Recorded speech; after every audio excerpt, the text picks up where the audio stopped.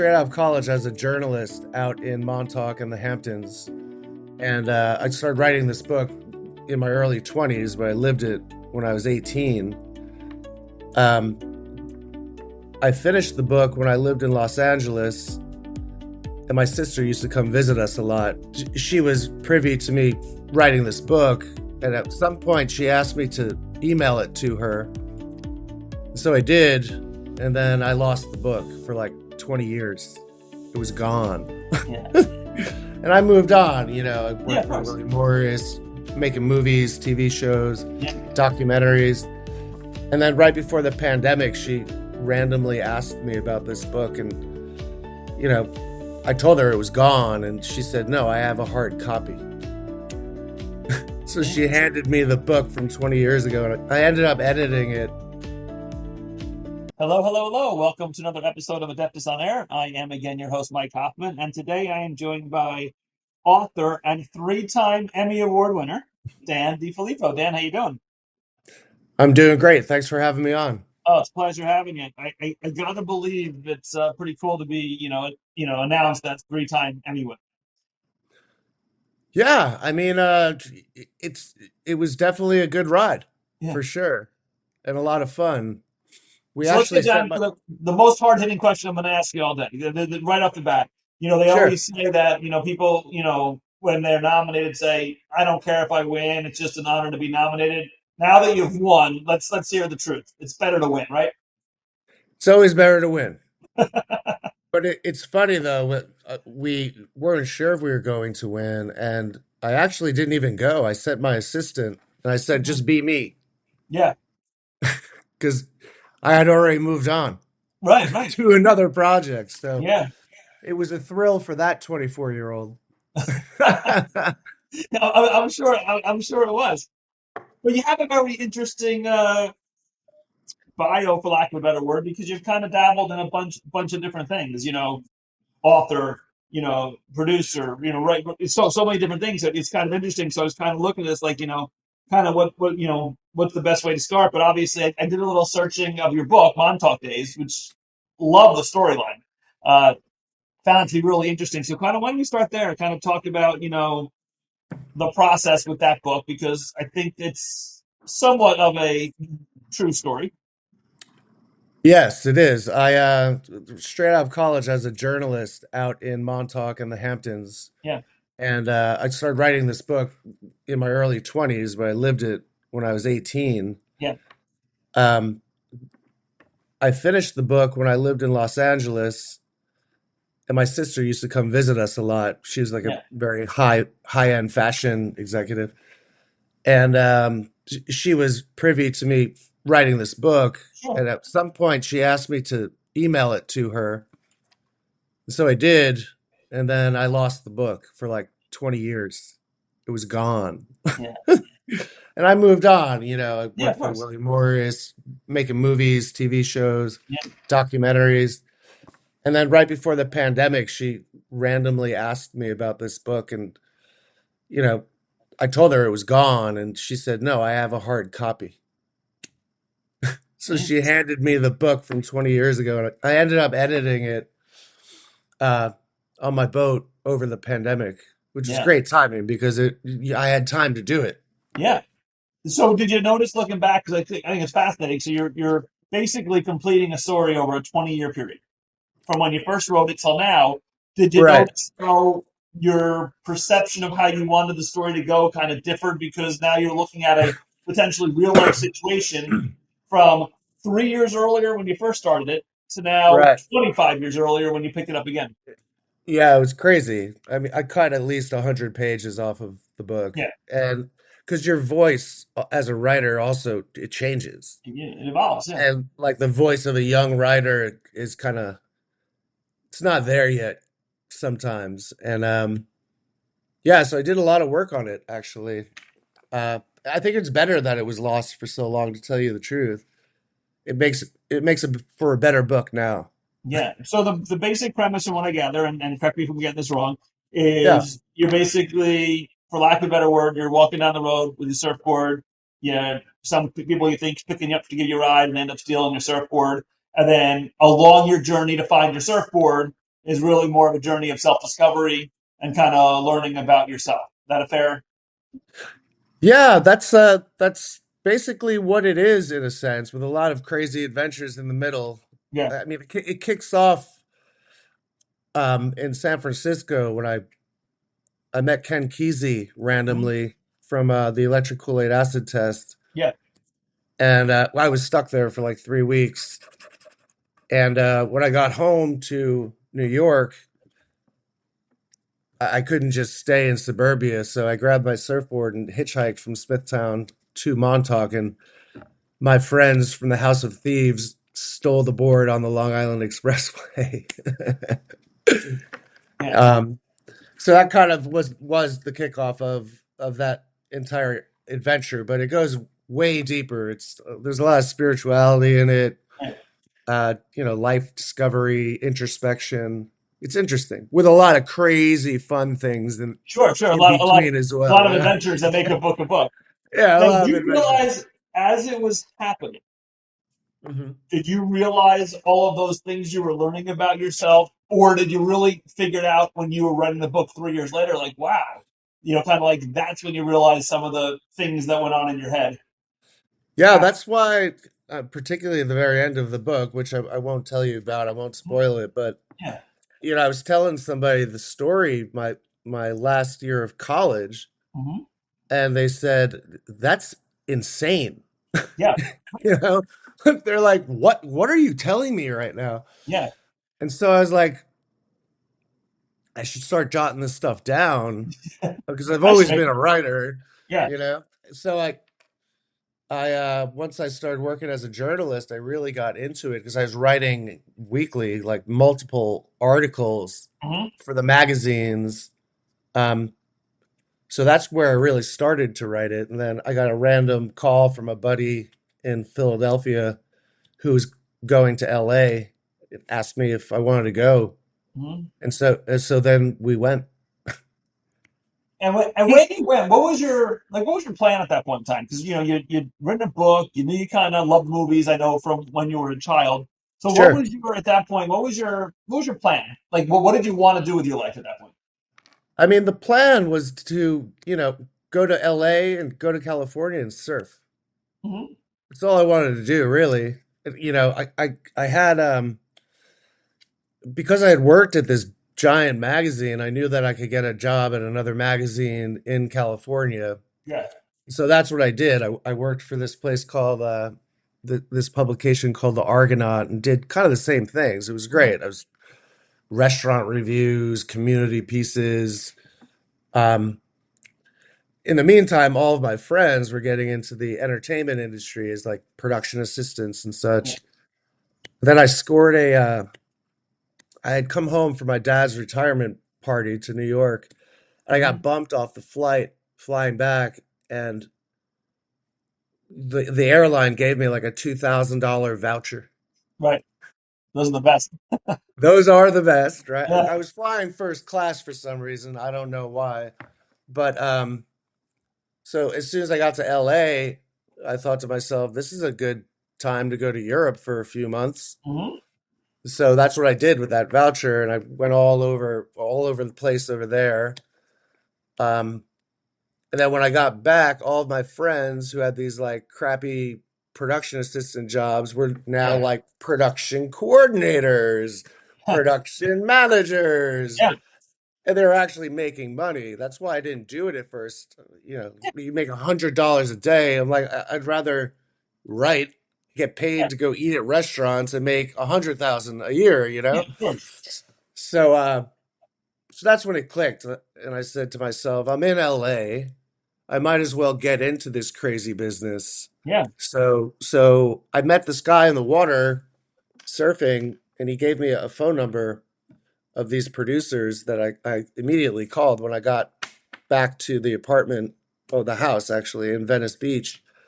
And it was the producers of Wind Talkers, the Nick Cage Native Yeah. American movie.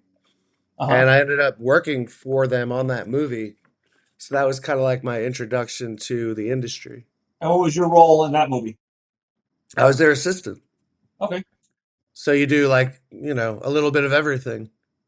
but it's just the environment is really the key because the phone calls coming into that office were epic.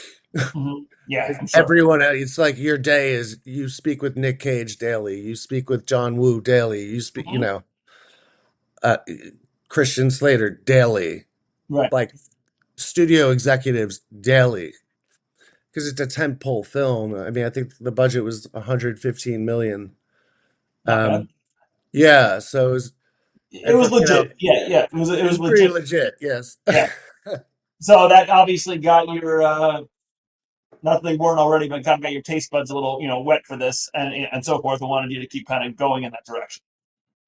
Right, and I knew I was a bit behind, just in comparison to my friends and Yeah. such, Yeah. because they had started earlier. They went Hmm. dove right in. So I figured the best way to learn the most would be to get into one of the big agencies, which is not easy to do. Right. And I somehow finagled my way into the William Morris agency, and that kind of circles back to what you had said earlier. That's why I'm able to do a little bit of everything in a Yeah. sense, because in the agency you work for each department. Hmm. It's kind of like a apprenticeship Right. in a sense. So you work for like the head of motion picture talent for a couple of months, the head of scripted TV for a few months, and so on and so on and so on. So I learned every facet of every point of business in the entertainment industry, Right. as well as books, Hmm. actually. When I worked for Owen Laster, who he represented people like A.E. Hotchner, who wrote Papa Yes. Hemingway, and Big like it time, was yeah, big crazy time stuff, novelist. Yeah. Right. Um, so yeah, when I opened my company, that was kind of the platform. I said we can, service clients first and foremost, but whatever they want to do, we can make it happen because I know how to do it. Right. And it's been a really good model in that So regard. so yeah, so that was the next progression. So you were William Morris. You decided to branch out on your own. Got it. Yeah, Probably has to be a very scary thing because obviously you're with a huge company, a very successful company, and yeah, now very, yeah. you're starting your company. How does how does that work? Meaning, all right, to make for you to be successful, you need to have people want to use you for projects and so forth. So, Totally. are you leveraging your friends? Are you leveraging contacts you made at William Morris? Like, how are you now? You're on your own suddenly. Basically, for lack of a better word, you put a shingle up and go. How are you making that work? Yeah, you have to use all of the above. And it's actually kind of typical for people to leave the agency to go work for a studio or Yeah. Mhm. whatever, you just, the golden rule is you have to stay there at least a year in order to be taken seriously. And then, um, depending on how you do, Right. agents will, help you get that other position that you want. It's like paying your dues Yeah, of in a course. sense.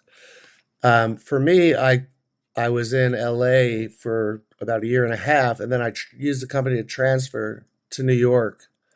So I stayed about another year here in New York to learn books, theater, Hmm. uh, like commercial voiceover talent, um, appearance. There's a whole division that does like live appearances Right. for talks and stuff. Uh, so when I bounced the agency and created this roster of clients, Hmm. I was still working very closely with the agency. They would, send me projects to put my clients up for, and Yeah. they were happy about it. Actually, they're always happy to see somebody make it, and it's Of funny course. because about, I don't know, maybe 2 or 3 years after Hmm. I opened my company, Yeah. it's when Endeavor bought, or didn't buy. Endeavor and William Morris merged. And a lot of the people I came up with at the agency who put in years and years and years of just 100-hour weeks Yeah. were immediately fired. Fine. Yeah. Yeah. So I was kind of very happy that I So was your not in that proactiveness got you out situation. of there before. Yeah. Yeah, before everybody got the axe. Yeah. Yeah. It's So the interesting. timing of that worked out nicely as well. Yeah. So talk about some of the projects that that you've done, since you've been on your own. There's so many. On the documentary side of the fence, we were involved with the Lil Wayne documentary, The Mhm. Carter. We did the documentary in the same kind of space, music space, about Paramore, the band The Police, feature films. My last one was The Death and Life of John F. Donovan, which Xavier Dolan directed. It stars like Natalie Portman, Kit Harington, Kathy Bates, Susan Sarandon, Some good names in there. Sandy Newton. We actually they cut Jessica Chastain out of the movie because it was too long. Wow. But we produced the New York leg of that, which was really cool, like helicopters and Mhm. 75 millimeter film. Yeah. Um, my favorite to date is the Dementia 13 remake I did for Universal because I also wrote that one. Uh, so it's Francis Ford Coppola's first movie ever, Yeah. and we figured out it was in the public domain. So I spoke with Universal, and that movie got greenlit in 3 days without a script, which is crazy. Right. Right. We actually just finished writing the sequel to that, which we want to shoot in Italy. So while we're on the book tour in Europe, which is Hmm. this August, Right. we're going to scout this like beautiful villa where we want to shoot that Nice. movie. Yeah, so Did it's did the original one have a sequel, or you're just creating one now? no, the original was a one-off. It was It was okay. like a Roger Corman film. Yeah. Yeah. But the copyright that was made in 1967, I believe, and then the copyright laws changed in the 70s, and they never re-upped the copyright. Hmm. So we did a remake of that movie. We shot it in a castle up in Connecticut, and so I wrote a sequel and a prequel into that remake Nice. because we kind So of turned it on its ear in a sense. So we just wrote the sequel, which takes place in an orphanage, and if you saw the other movie, you'd understand why. But so this villa, this gigantic villa in Italy, will play for the orphanage. so is there like added pressure, at least internally, when you're now working on a project that was begun by a legend? And there's really, when you think about big names in the industry, that's as big as it gets. Coppola. So what were your expectations going into that? And I imagine that pressure point had to be just higher. Yeah, it was interesting because frankly, the first movie was cool. It was stylistic, but they made it for like $30,000 in a Hmm. week. Yeah. So like typical Roger Corman stuff. So the studio wanted this one to be. It was odd. They needed an 8 act structure because eventually it was going to end up on TV. So Hmm. you needed like commercial break Sure. Right. You periods. did. Yeah. So that was really weird to write a movie, but in 8 acts Yeah. instead of three. Hmm. So I would say it was more. It wasn't about the name because I had never even heard of this film. Right. So it was more about the demand of the actual work of writing that, having the studio approve it, simultaneously running a company, Yeah. managing like 100 people, while also producing the movie, which is dealing with SAG, dealing with the studio, dealing with everything Yeah. basically, Yeah. and just to get to the first draft with so much going on was close to impossible. But I finished it in like a month, the first draft at least, which then triggers the first waterfall for payments and such to make the movie. And then at the tail end, right before we were going, the tail end of pre-production, right before we were going to shoot the movie, is when I was hired to do Xavier's movie. So we were doubled up. Yeah. We were making two movies at once. Yes. You're spread pretty thin. Yeah. So So So you made a good point there, though, because a lot of people don't realize that, and I wasn't even thinking before when you said it. In addition to you wanting to maintain your active movie role, you're also now, for lack of a better word, a CEO. Running a company and Oh, yes, yes. handling all those demands. So you're really getting pulled in a ton of different directions. Yeah, it was nuts. And I actually also had a band that was in a band that was touring at that time too. So it was crazy. It was absolutely insane. But we pulled it all off, which is great. Yeah. So it's how did you and how do you enjoy the other aspects? Obviously, we're an accounting firm now, so we're a business standpoint. So now the business side of it, because Yeah, there's two different sides of it. You're a creative, for lack of a better term. So right. you have that side of your brain, which I don't really have much of, and so forth. But now you also have to have that other side to successfully run, manage people, a business. So how do you enjoy that side of it, which is something you probably early on in your life wasn't probably a thought of yours? I mean, honestly, I've had a businesses since I was in first grade. Yeah. Like my brother and I would go find golf balls and sell them to people on the course. And a whole like I had a candy business in elementary school. I think I made more than the teachers, literally. So you always had that entrepreneurial spirit. Yeah, and it wasn't just like, oh, I'm gonna go sell bubble gum. Like Yeah. there were books involved, Yeah. accounting so I've always had both, I guess, which is and Yeah. I enjoy both of them. I mean, on the business end of things, while working with creative people who Mhm. don't necessarily get the business side of it, I like being able to help them get it. And if Right. they can't get it, like you don't have to get it because I get it. And Right. I get it for you and I will Mhm. protect you to the end of the earth because I Right. really don't like when people take advantage of creative people. And it happens a Which is lot. Yeah, which listen, we have people in that business, and you see it happen because they want to just focus on that and their own understanding. And Right. unfortunately, they surround themselves with people they think they can trust, and that's what happens. It's oftentimes their inner circle That's right. is the ones Yes, that kind of cause the problems. exactly. Yeah. And I think it's somebody who's creative in any of the creative fields. Mhm. Once you are being paid to be that creative person, that's all you want to do. That was my point That's earlier. it. You That's all were you you're want to a do. creative. Did you want? That's why I said, did you want to even run a business, have employees, deal with HR issues, deal with Right, right. insurance, all that kind of stuff? Exactly. Yeah. So it's always good to have somebody to do that for you, but who also has your best interest, not their best interest, Right. in mind. And So it's like that's the perfect. protecting our creative little Yeah, children. yeah, yeah.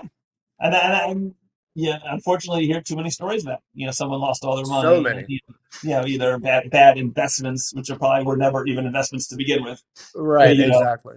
trusting someone, yeah, I got this great oil field, which is really just basically a field of mud, kind of thing.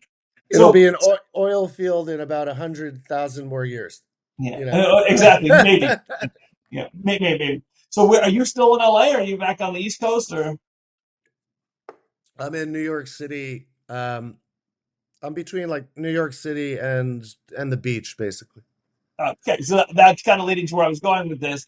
You were obviously a big surfer back in the day. That's a passion. Does that passion ever go away, or you still love to hit the waves? I mean, will always love surfing. I had an injury for about 2 years. My shoulder. I was racing sailboats and I snapped Oof. my shoulder and it's right next to your ear, so you really hear it. Uh, It went like this, snap, and then snap, and yeah, then my arm went like this, yeah, it's down and totally. I couldn't lift it for at least 6 months, which was crazy. But it's better now, so we're back in the water. Good. In the meantime, particularly when I was so busy, I mean, so busy, like we were just talking about, um, I was sailing more, Mhm. racing sailboats, and it's just, with waves, particularly on the East Coast, like you need waves. It's not California's always got something going on. There's always a Yeah, wave. yeah, yeah. the East Coast, you need weather, you need a Right. storm, you Yes. need Hmm. so the sailing was just a better way to get that fix in a Get the sense. water. So you're a water lover basically, and whatever Yeah, gets you the water. totally. Yes. So where are you surfing now? You still go back out to Long Island, or Yeah, I have a beach place right by Jones Beach on the South nice, Shore. We're in actually in Montauk on Friday for an event for the book, which is nice, cool. Oh, what's great is my buddy, he runs this gigantic like an 80-foot Viking boat, and they take it out to the canyon to go like tuna fishing and stuff. The thing is huge. It's so cool. yeah, He happens to be in Montauk, so I think we're staying on the boat Friday after the book signing, nice. This is which like is your great man. so cool, Yeah, yeah, yeah. right? That's No, like that's better than sleeping on the beach. Let's do that. yeah, no, definitely. I mean, yeah, so it's like because usually, so I guess what is it about the water? Is it is it just because you were brought up that way and that's where your family spent time? Is it you just feel at peace? You feel like it's just you and your thoughts, or because I've talked to people. I had someone on the podcast who actually spends year round on a boat, Oh, and that's that's his awesome. office, and Hmm. so forth. And it's like this is where I want to be. I'm happier when I'm out here than when I'm on land, kind of thing. And to Right, right. each their own. So, what is it about water that appeals to you? I guess it's just the fluidity and the mystery of it, the beauty of it. The Mm-hmm. I've always loved the way the ocean changes drastically. It can change in moments. Minutes, yeah. Yeah, and it and the power of the ocean is when you think about it is pretty insane. Mm-hmm. I mean, look at like the waves at Nazarene in Portugal. I mean, they're 100-foot waves, like Yeah, breaking almost, on shore, and people are riding these things. yeah, It's insanity. yeah, Even when you get caught out on the boat in a squall and just, there's no time to you have to react. You have to be like an yeah, instinctual being in a yeah. sense. And then there are other times where there's no wind and you're like lazying on a hammock with your own Mm-hmm. thoughts, and it's the Yeah. most peaceful, tranquil thing ever. Yeah. Um, It's just the air. The air feels different and it smells is different. different. It's And we have a salt beach house. soaked. We have a beach house, and when we get out of the car, you just feel different. And it's hard to explain. You It's just really do. the air and just maybe it's maybe it is the salt in the air, whatever it is, you just feel calm over you. Yeah. And there's been studies done about it. I think there's like some kind of ions in the Really. air around the ocean, and um, there's just a vibe about it. So many people are sending us photos of them reading Montauk Days at the beach. It's Well, so cool. well, listen. I mean, that's the kind of book you read on a beach. I mean, Right. it's a surfing story. I mean, Yeah. where else would you want to read that? It's just so fun that they've thought to even do that. Yeah. Well, and listen, I know people who don't read. They're not readers like year round, but they're Right. readers in the summer because Right. they enjoy being on the beach in a chair. They want to get the sun, but they just can't sit there and do nothing. Yep, So and you that's don't when want to they be read. on your phone Right. because You're overheating your phone. You can't see it. So right. during the winter, they're movie people. They want to be inside watching movies, watching Hmm. TV, Netflix, whatever it may be. But when they're on the beach, they can't just sit there and have just their own thoughts. Right. So that's what they read. And people in my circle, that's it's amazing. I never see them read, and suddenly they're out on the beach and they're reading. Yeah. You should get them a copy of Montauk I'm Days, gonna have to man. now. Absolutely. I'm gonna get it myself. All kidding aside, I Nice. don't read a lot, but Sure. that's the kind of storyline that would interest me. Yeah, people are having fun with it. I mean, the reviews have been really humblingly Yeah, I saw cool. some very positive reviews. Yeah. Yeah, and you know, people have been finishing this book in like 3, 4 days, which is crazy to me. Yeah. Um, but it's a really good sign that it's a page turner. But that's the thing. I mean, if it's taken someone a month to read that book, they're clearly not looking forward to picking it up again. It's Exactly. like, Yeah. all right, let me read the next chapter. All right, let me finish it. But 3 to 4 days, they're like saying, all right, I got a half hour now. Let me get a chapter That's because what we've they been. That's the want to feed. know what happens next. Right. That's the feedback we've been getting, Yeah, which is really it's cool. I mean, it's only taken like 20 years or so. So yeah, exactly. Well, it's kind of like what you said before about when you're writing for TV, you need to lead into that commercial break so people want to sit there for 3 minutes to come back and see what's happening next.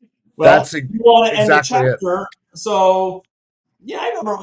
I have read books. I remember. Listen, if a chapter ends with "Oh crap, what's happening?" Right. and you're tired, you're going to read another 20 minutes in the next chapter because you want to see what's happening next. If a chapter Totally. kind of ends at a point where, okay, I don't know what happens next, but I don't need to know right now. I'm gonna put the book Right. down. So you almost have to have like I don't know how many chapters in the book, a 15 chapter book. You almost have to have like 14 commercial breaks. That's exactly it. That's a good way of putting it, actually. And maybe, What way to having use that? Yeah, and maybe the work I did on the Coppola remake helped with that in a yeah, sense, or just I've made a lot of TV actually, and I never thought of it that way, but now that you're saying it, that is definitely applies to the book. yeah, yeah. I So think it's part of my like the device um, that I used for this last edit. Actually, that's interesting. yeah. So from you, what's easier, movie or TV? From your role, is it the movie because it's more flowing and don't have all the breaks, or is the TV because it's a shorter general time period of the story? Or It really, it depends on what kind of TV, really. I mean, I've done like docuseries. I worked in scripted TV for a long time. Um, all sorts of stuff. I prefer movies in a sense, in general, I think. Mhm. Whenever somebody's like, "Oh, you need to watch this series," I do the math and I'm like, "Wow, that's like 6 days of my life watching that series, Well, yeah, sitting in yeah, front of a screen." yeah, Whereas, a movie, it's great. You're in, you have a great experience, hopefully, mhm, and then you're out. Sit. yeah, And if if you liked it, you watch it again down the road. It's not something that kind of like pulls you in for a right, super long time, I yeah. guess. Let me ask you a question. So let me get your opinion as someone in the industry, 'cause we've actually talked about this. Back when we grew up, Uh-huh. if we were watching a TV show, whatever it may be, and it ended, okay, we had to wait another week Yeah, to see where the story picked up, and then, oh my God forbid, it was the season cliffhanger. You had to wait 6 months. you did. Yeah. Nowadays, there's always the season to season break, but a lot of shows are released in one night. Yep. So season one, 14 episodes are all released now where I can binge, 14. Right. Do you think there's more pressure on the writer in scenario one to make you want to wait the week to see what happens next? Hmm. Or pressure, okay, if I'm going to get someone to spend 6 hours watching a show, I've got to make sure that first hour ends pretty exciting so they want to continue to ruin their day by sitting in front of this TV. Yeah, it's definitely two different worlds now. Back then, you know, you only had so many TV channels. Right, So you didn't have, and there's no internet. So right, you didn't have many choices. yeah, So it was kind of from a writing standpoint, as a writer, a working writer, you only had a couple of shows you could be on yeah. in a sense. So um, the employment landscape must have been Mm-hmm. pinched because Of course, there's only so many spots. yeah. So nowadays, because of the vast amount of content that's being produced and all these different places where you can watch things, Mm-hmm. more writers, uh, you know, have more opportunities to work. Yeah. But because of what you reference, because it's the whole thing gets released in a day, Mm-hmm. they've they've shrunken the amount of time given to the writers to write all of those episodes. Yeah. So it's almost like they're writing them in that sense as well. So you think the quality's All suffering because they have less time to write it? Right, exactly. So, it's really two different worlds. Um, and that was a big point in the writers' strike was they're not being given enough time. A, they're expected to do more. B, and because the windows to actually write like a full season of something have shrunk by almost half Yeah, compared to at least compared to when what you and I are speaking about. yeah, It's like, a writer, it's gig to gig. So, you work on a season of this and then you have to get your next job.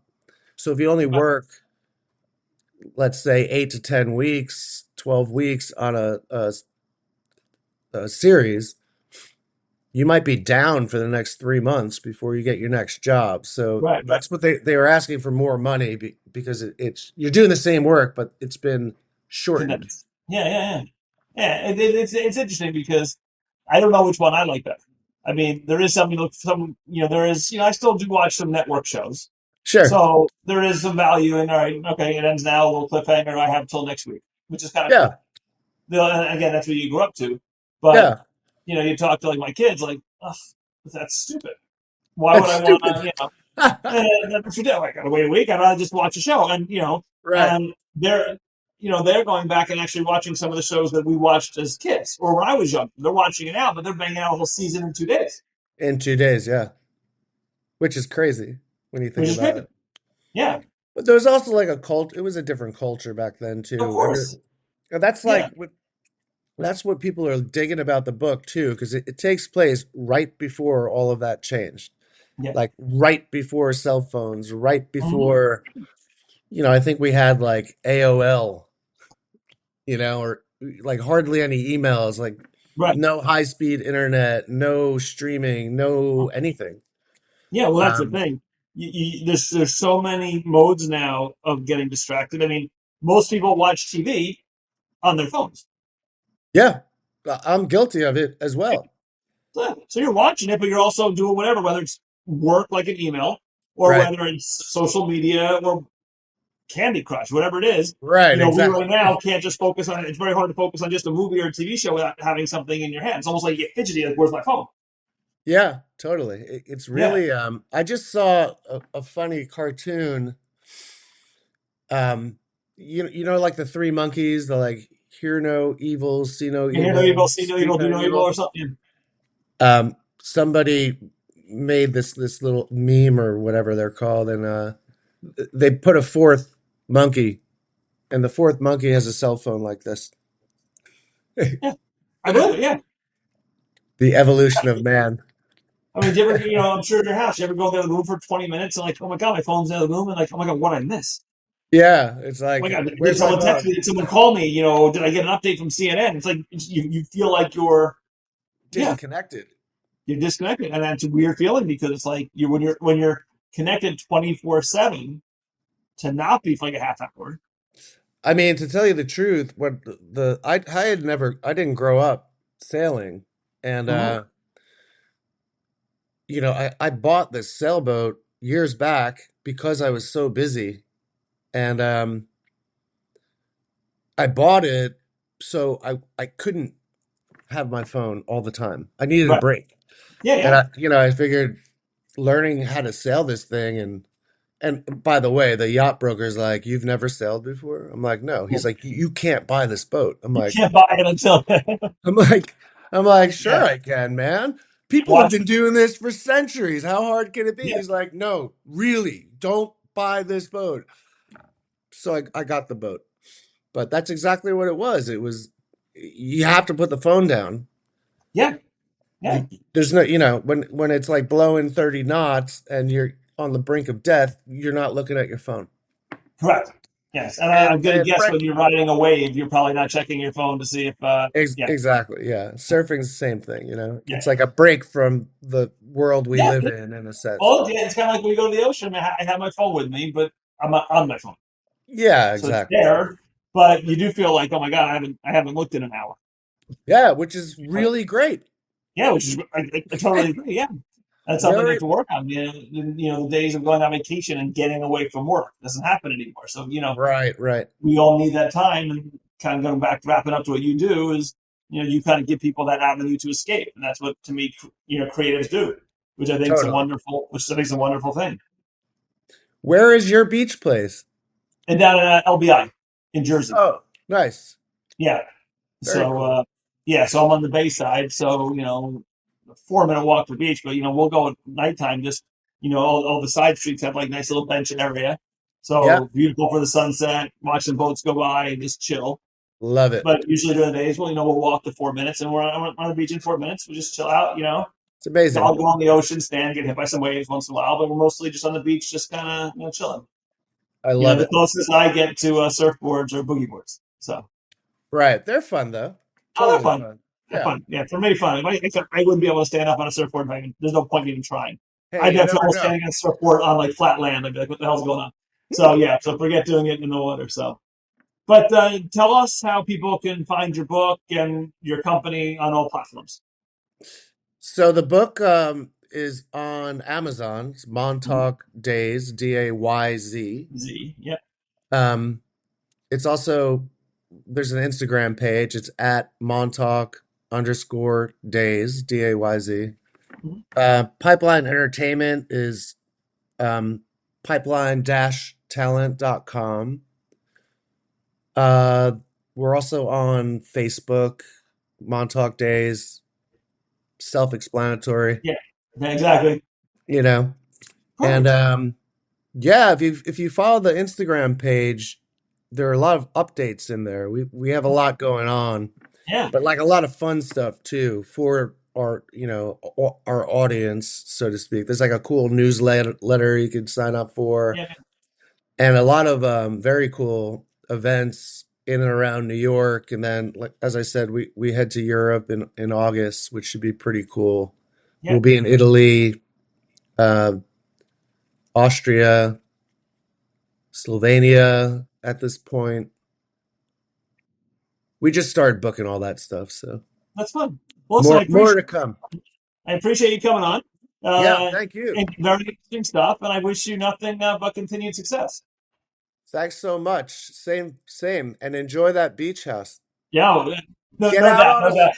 get out on a surfboard. You just Yeah. get like an 8-foot egg would work. Really easy to stand on, and just don't go out in big waves. Go out in small waves. Oh, yeah, don't worry about that. You don't have to worry about that. Believe me. Thanks for listening, everybody. Thanks for listening to Adeptus On-Air.